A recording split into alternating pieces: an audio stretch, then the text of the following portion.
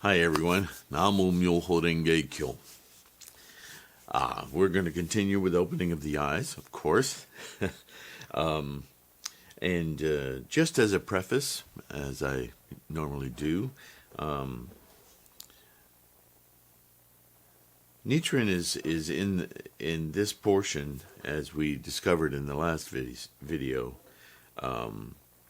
really talking about the proper attitude, the determination that is required to reap the greatest benefits from this practice. And I've gotten some comments from some of you who are struggling, as we all do at one time or another, with our practice, the way we practice, obstacles in our practice that show up even within our daimoku. Sometimes it's a struggle just to do that or to keep our eyes open. So what's going on? Why is it so hard, right? So in this part of the Gosho, Nichiren talks about his own, as he has been, about his own struggle in practice. And that will become obvious. The thing that I wanted to add to this that isn't so obvious, I don't think, to Westerners particularly, two things to keep in mind. Number one, without fail, these translations are all meant to be read by Westerners. So there's two types of translations here. And as you know, in my Lotus Sutras videos, I read from and discussed from several different translations of the Lotus Sutra, just to make that point clearer. But it's also true of the Gosho. And any translations that come out of scholarship about Buddhist commentary, Buddhist sutras, so on. And the point is this, is that there's an awareness in academia that Westerners come from a different mindset. So there's an attempt to transliterate the ancient writings into a more, should I say, recognizable language or form for the Westerner. And I think there's a problem with that. I think we've come full circle on that. And this is a big motivation for me to do these videos. In that attempt, I think it's a foolhardy attempt, because what it ends up doing is muddling the message and mixing Western rhetoric that comes with its own baggage and history that doesn't belong in this Buddhist dialogue. I understand why it happened, why it continues to happen, but it is there. And I want to make a point of it in this video, because just as I start to dive back into this next paragraph, I'm realizing my own tendencies. I remember when I first started practicing Nichiren Buddhism many moons ago. It was kind of confusing, confounding, because even though I knew that I was born, I'm French Canadian. I was born into an old Catholic culture.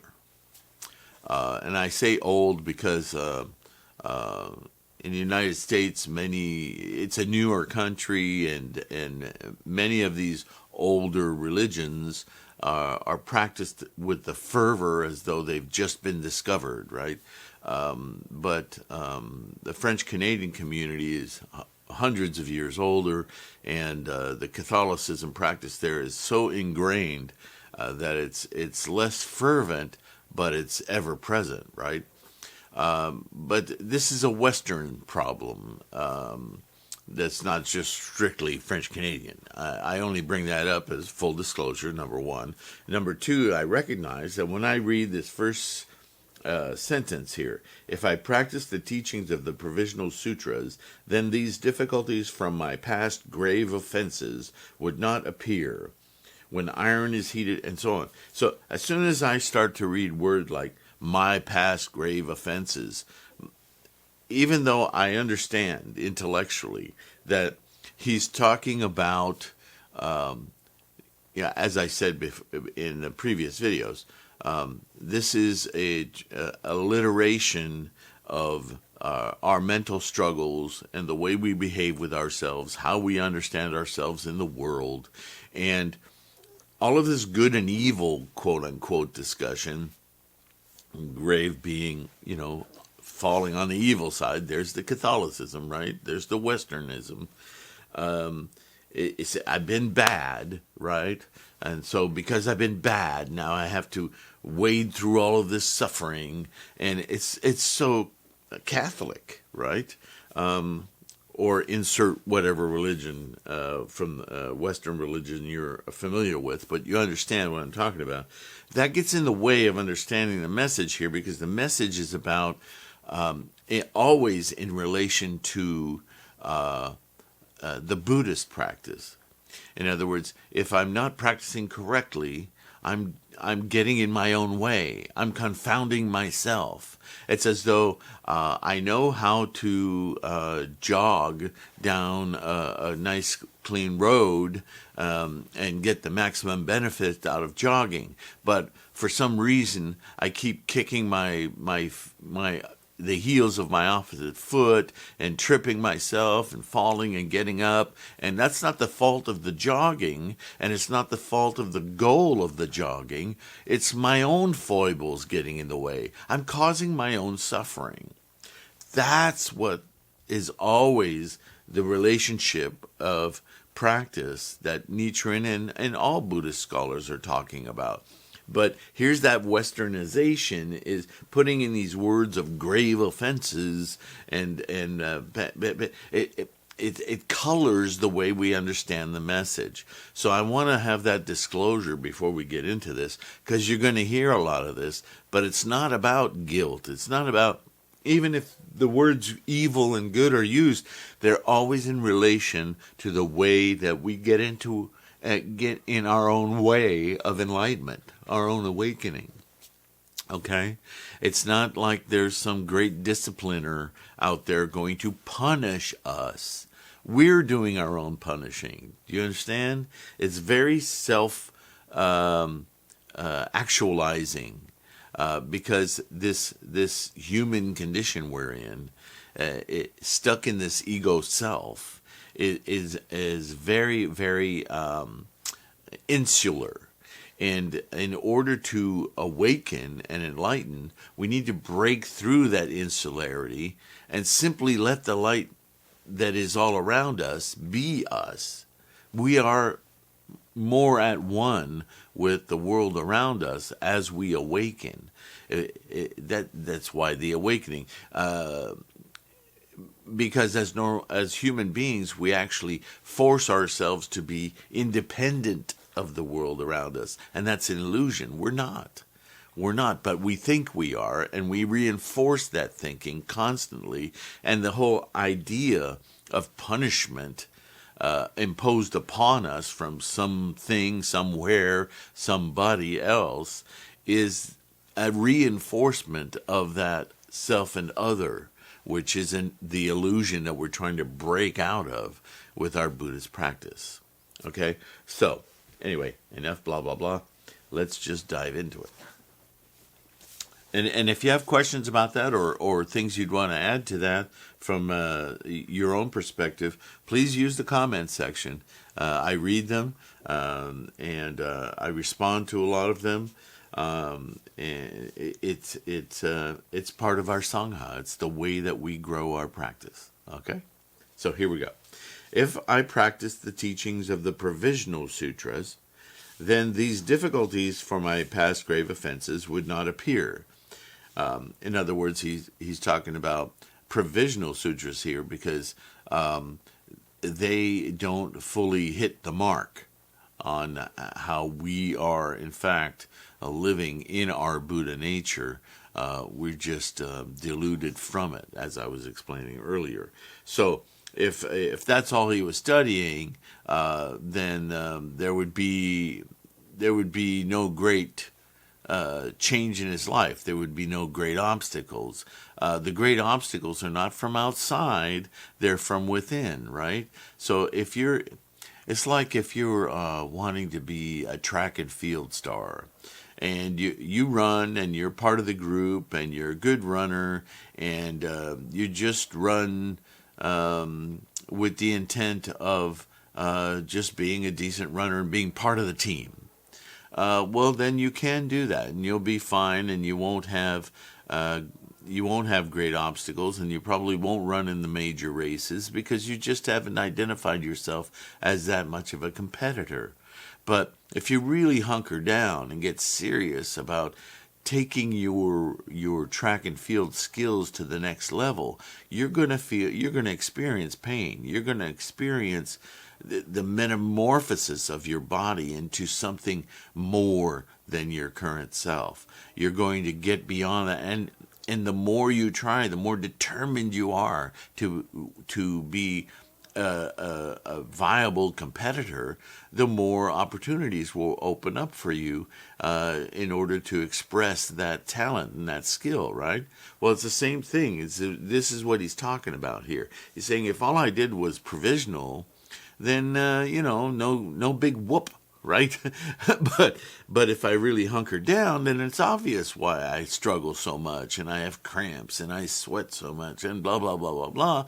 It's because I'm really determined. Okay, I really want you to understand the way Nichiren is talking here. Even through this Westernization, the message still becomes quite clear. When iron is heated, it is not strenuously forged. The impurities in it will not become apparent. Only when it is subjected to the tempering process, again and again will the flaws appear. Right? This is from an old historical reference to sword making. Right? If you just if you make a piece of iron and you shape it into a sword, it's going to be wobbly, and it's going to rust, and when you use it in battle, it's likely to break, and it'll dull quickly, and all of those things. But through a tempering process of really heating this metal and then dipping it into oil or water and forcing it to rapidly cool, you realign the fibers of the metal, and you make a much stronger heat-tempered metal.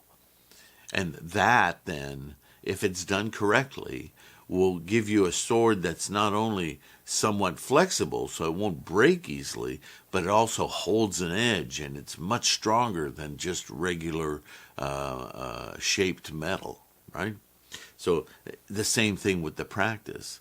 If you practice, like I was saying with the track and field, if you practice just to look like you're practicing, then your practice won't inspire you. It won't push you to deepen, you'll get bored with it, quite frankly. So the determination, the attitude, again, is everything in our practice, right? So here we go. Only when it's subjected to tempering process again and again will the flaws appear. When pressing hemp seeds, if one does not press very hard, one will not get much oil from them. Likewise, when I vigorously berate those throughout the country who slander the law, I meet with great difficulties. Now he's kind of stepping outside. Nichiren's a big proponent of Shakabuku. So what he's saying is that integral to his practice isn't just that he's practicing the provisional teachings, but that he's practicing the teachings of with such intent and such determination that he sees his practice as only growing through his effort to teach others, to help others attain Buddhahood. And in his country, at his time in history, there's so much resistance to that from political powers and other sects and even landowners and the powerful. So he's having to protect his own students by showing them, look, these other messages that you're hearing that are confusing you, that are leading you astray, they're incorrect. So he's having to act as not only a practitioner himself, but also as a teacher, as a protector, as a sovereign, as a parent. And this he sees integral to his own practice. The way we're doing here, this is the Sangha actualized, right? By practicing for ourselves and others, we grow much more quickly. It's an old adage, even from old Western stories, that teachers teach, or when teaching, we learn much more about a subject that we find interesting or endearing or whatever that we want to dedicate ourselves to by teaching it to someone else. It shakes out the little things that we would gloss over for ourselves, and we actually end up deepening our knowledge as we teach others.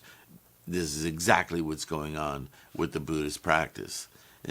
You can practice by yourself and you can gain a great deal, but you won't really make it through into a much more profound level of understanding and enlightenment until you endeavor to teach someone else or to help someone else, to assist their practice.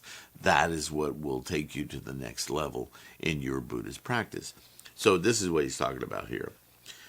It must be that my actions in defending the law in this present life are calling forth difficulties for the grave offenses of my past. Again, if iron does not come into contact with fire, it remains black. But if it contacts fire, it turns red. If you place a log across a swift stream, waves will pile up like hills. If you disturb a sleeping lion, it will roar loudly.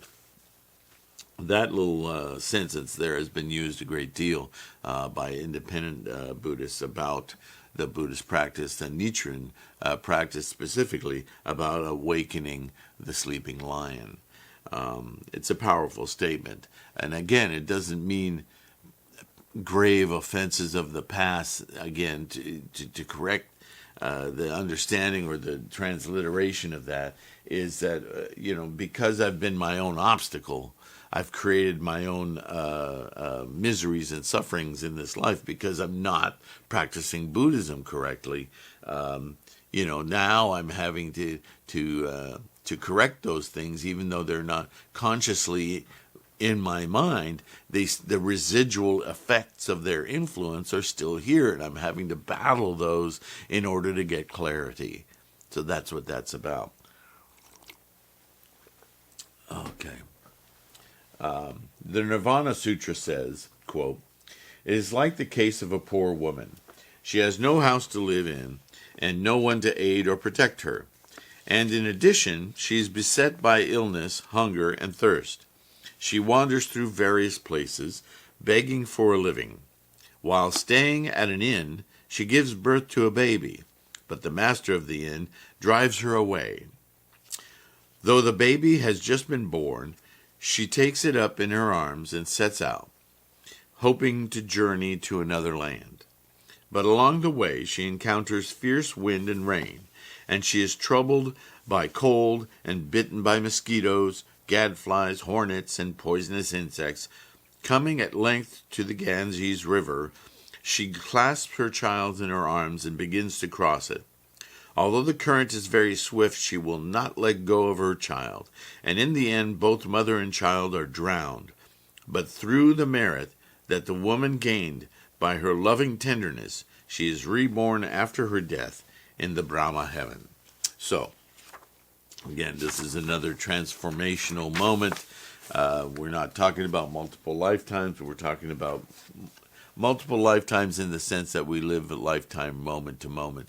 And each moment we transcend, we can transcend the freight train of previous moments, transferring the same tendencies and conditions in our lives. Through great effort, we can break those chains of attachments, and in a moment have an epiphany, and our life changes. And from that moment on, we need to nurture those changes, because our old tendencies and conditions can still return, but we'll never be the same person again. And in fact, we are not the same person from moment to moment. It just depends on the trash bag full of tendencies and conditions that we're bringing along with us. What we want is to replace those with better tendencies and conditions to better our lives, right? Okay, so to continue,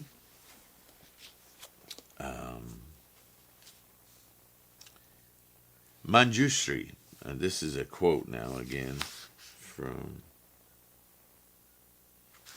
Nirvana Sutra, I believe.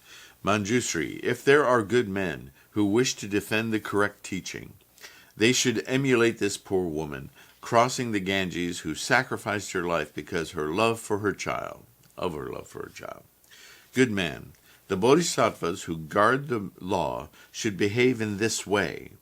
They should not hesitate to give up their lives. Then, although they do not seek emancipation, emancipation will come of itself. Just as the poor woman, though she did not seek to be reborn in the Brahma heaven, was nevertheless reborn there. The great teacher Chang'an interprets this story from the Nirvana Sutra in terms of the three obstacles. Observe how he does this. The fact that the woman is called poor indicates that the person does not have the treasure of the law. The fact that she is identified as a woman indicates that she is a person, that the person has a measure of tenderness. The, quote, inn signifies an impure land. The child she bears is the heart that has resolute mind of determination in the Lotus Sutra, or the wisdom that perceives one's inherent Buddha nature. Being driven out of the inn is its master signifies that the person is exiled. The fact that the baby has just been born means that there's very little time has passed since the person began to have a resolute mind of determination in the Lotus Sutra. The fierce wind the woman encounters is the imperial decree sentencing the person to exile. The mosquitoes, gadflies, and other insects are the, quote, many ignorant people who will curse and speak ill of the votary of the Lotus Sutra. Bad influences. The fact that both mother and child are drowned indicates that though in the end the person had his head cut off, he never renounced his resolute mind of determination in the Lotus Sutra. Being reborn in the Brahma heaven means being reborn in the realm of Buddhahood. So there it is, exactly what I've been explaining. All of this flowery expedient means, this tale, this story of this woman, is all about our own practice, and more specifically, our resolve. It is only through our resolve to resolutely do something at its utmost that we overcome, we make obvious the obstacles in our way because they're already there, but we become aware of them, we see them, and by acknowledging them and seeing them, we can then get past them to a much greater mental place, pure land, right? So, the power of karmic rewards extends to all of the 10 worlds, even to the realm of Buddhahood.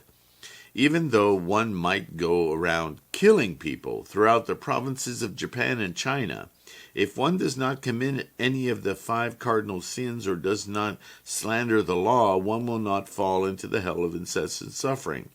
Now, this is an odd translation, and I would take exception to it, except that I get the meaning of it. But understand that killing people is one of the 5 cardinal sins, okay? Again, cardinal sins. How Western is that, right? So basically what he's saying is, you might be part of an evil or a group of people with bad intent. And because you're a part of that group, you make a lot of bad causes, right? You do a lot of negative things that take you away from your Buddha nature. Remember, this is always the reference frame. Just because you're part of this group, maybe you're willing, maybe you're unknowingly participating in a group that does, negative things. But that doesn't necessarily mean that you're doomed, okay? Yet one must go through other evil paths for a period of numerous years. Even if one observes 10,000 precepts and performs 10,000 good deeds, if one does so with a mind only half intent, one cannot be reborn in any heaven of the world of form. To be born a king in the Brahma heaven of that world, one must add the spirit of compassion to one's karma that is laden with outflows and draws one to the world of humanity. The poor woman in the sutra passage was reborn in the Brahma heaven because of her concern for her child. What's her child? The Buddhist practice. Right? Her case is different from the nature of causality that is commonly known. Chang'an offers 2 interpretations of it, but in the end, it is nothing other than the loving kindness with which the woman cares for her child that makes the difference. Her concern concentrates on one thing, just like the Buddhist practice of concentration. She thinks of nothing but her child, which is similar to Buddhist compassion.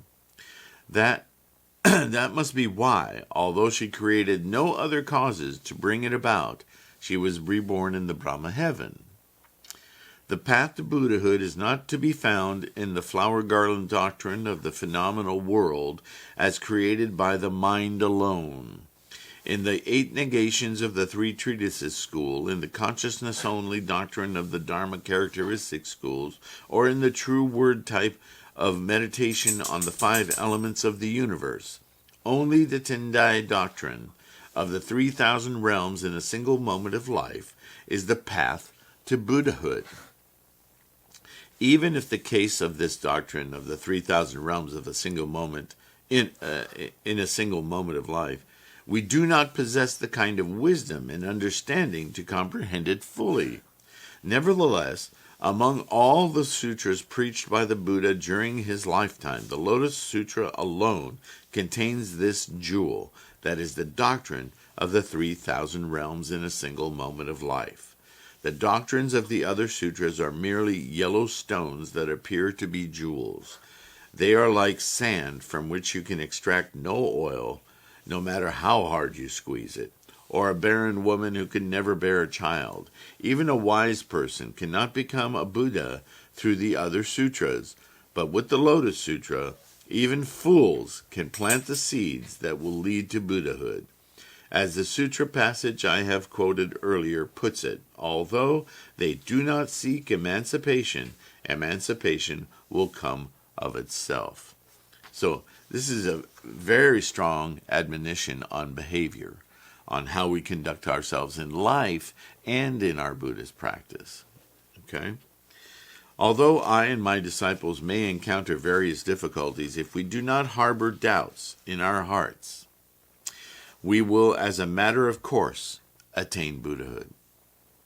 Do not have doubts simply because heaven does not lend you protection. Do not be discouraged because you do not enjoy an easy and secure existence in this life. This is what I have taught my disciples morning and evening, and yet they begin to harbor doubts and abandon their resolute mind of determination. Foolish men are likely to forget the promises they have made when the crucial moment comes. Some of them feel pity for their wives and children and grieve at the thought of parting from them in this life. In countless births throughout many long kalpas, they have had wives and children, but parted from them in every existence. They have done so unwillingly and not because of their desire to pursue the way of the Buddha.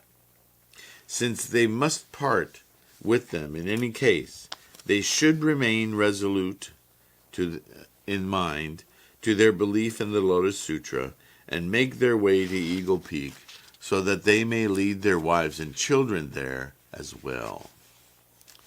Question. Here we go with the question and answer bit again.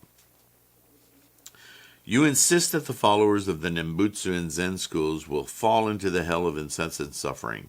This shows that you have a contentious heart. You yourselves are in danger of falling into the realm of the Asuras. Moreover, it is said in the Peaceful Practices chapter of the Lotus Sutra, he should not delight in speaking of the faults of other people or scriptures. He should not display contempt for other teachers of the law. It is because you are going against this passage in the sutra that you have been abandoned by heaven, is it not? Really good question, right? I get this myself. Answer. Great Concentration and Insight says, quote, there are two ways to spread the Buddha's teaching. The first is called shoju, and the second is called shakabuku. When the Peaceful Practices chapter says that one should not speak of the shortcomings of others, it is referring to the shoju method. But when the Nirvana Sutra says that one should carry swords and staves or that one should cut off the heads, it is referring to the shakabuku method. They differ in approach in that one is lenient and the other severe, but they both bring benefit. So, he'll go on. On Great Concentration and Insight states, quote, with regard to the two ways of spreading the Buddha's teaching, the passage from the Nirvana Sutra, Carry Swords and Staves, is found in the third volume where it says, defenders of the correct teaching need not observe the 5 precepts or practice the rules of proper behavior. Rather, they should carry knives and swords, bows and arrows, halberds and lances. And later on, the sutra tells of King Senyo, who put to death those who slandered the correct teaching. It also mentions how the new physician, explaining that the medicine from milk prescribed by the old physician was dangerous, forbade its usage, saying, quote, if anyone takes any more of this medicine, he shall have his head cut off. These passages also demonstrate how the method of shakabuku should be applied to persons who go against the law. This is the crucial point. All the sutras and treatises deal with one or the other of these two methods. The words and phrases of the Lotus Sutra reads, question. The Nirvana Sutra clearly states that one should associate closely with the ruler, bearing bows and arrows and helping overthrow evil persons. And yet, the Peaceful Practices chapter of the Lotus Sutra says that one should stay away from persons in power and should behave with humility and loving kindness. There seems to be a major contradiction between the sternness of one approach and the gentleness of the other. Why should they differ so? Answer. The Nirvana Sutra speaks mostly about the shakabuku approach, but it also mentions dwelling in the state where one looks on all living beings as one's own children. Could it say so if it did not have the shoju approach? The Lotus Sutra is mainly concerned with the shoju approach, as in the Peaceful Practices chapter, but in the Dharani chapter, there is also the curse on those who would trouble the preachers of the law, that says that they have their heads split into 7 pieces. Could it say so if it did not have the shakabuku approach? Both sutras employ one or the other of the two methods, depending on the context. The method chosen should be that which accords with the time. Annotations on the Nirvana Sutra states when monks or laymen are defending the law, the most important thing is for them to adopt the proper basic mental attitude. They should disregard external details, stick to the principles, and in this way spread the teaching of the Nirvana Sutra. Therefore, it says that defenders of the correct teachings need not abide by petty regulations, and that it is that is why it says they need not practice the rules of proper behavior. In past times, the age was peaceful, and the law spread throughout the country. At that time, it was proper to observe the precepts and not to carry staves. But now, the age is perilous, and the law is overshadowed. Therefore, it is proper to carry staves and to disregard the precepts. If both past and present were perilous times, then it would be proper to carry staves in both periods. And if both past and present were peaceful times, then it would be proper to observe the precepts in both of them. You should let your choices be fitting and never adhere solely to one or the other. This is incredibly important, and I'm going to pause here because this is something of debate that I've come across many times over the years during my practice. I'm just marking my spot so I know where to restart here. These times he's talking about, most often I hear interpreted as, well, in the days of a peaceful earth where there were no conflicts, then you could just discuss Buddhism, and those who were interested would come along, and those who weren't would just walk away, no problem. And people could learn 100 different ways and do different practices, and it's all good.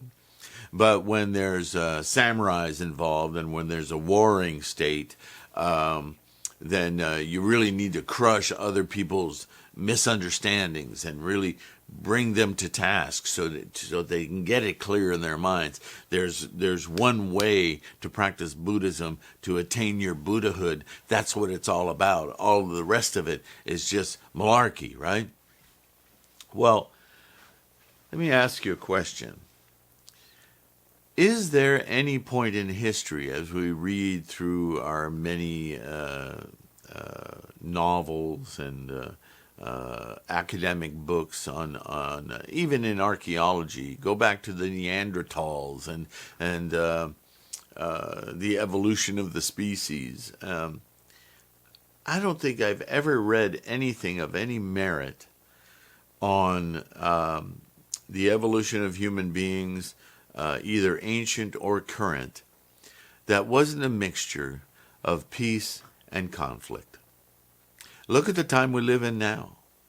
We're in, I don't know how many wars.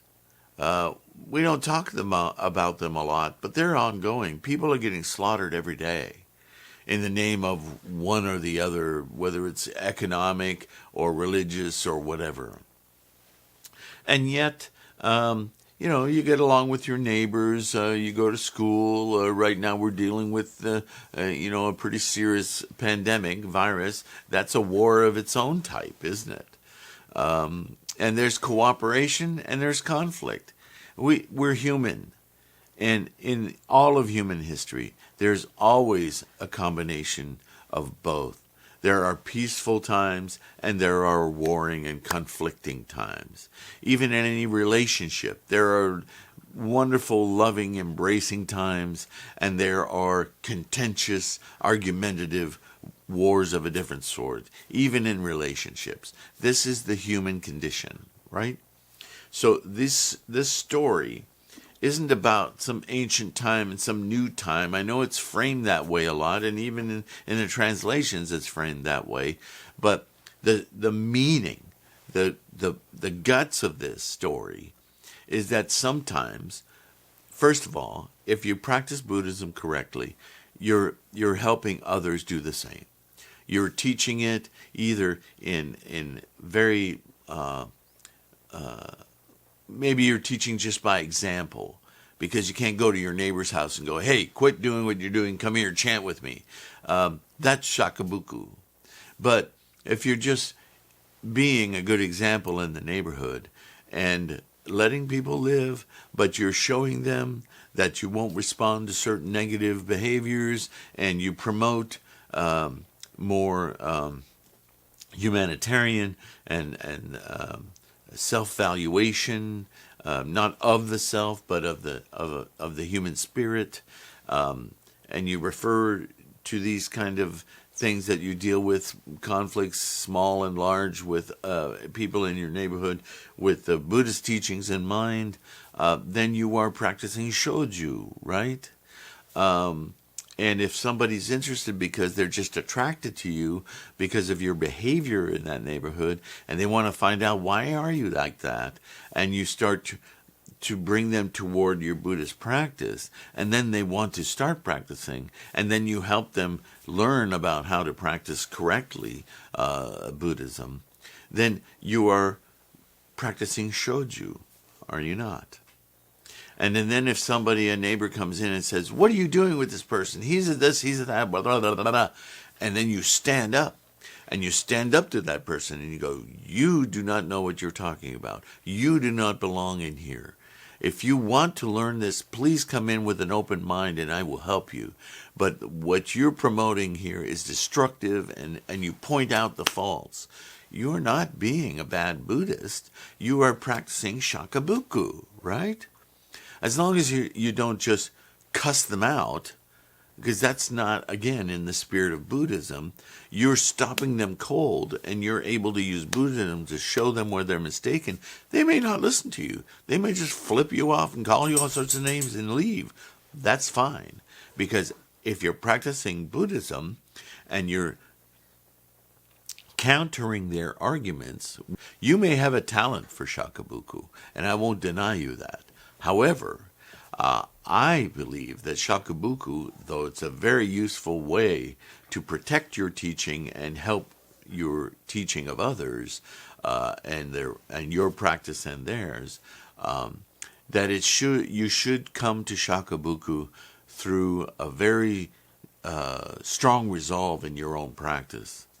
In other words, I think that it takes time to understand Buddhism and your own relationship to Buddhism and your own practice in order for you to feel secure and strong enough in your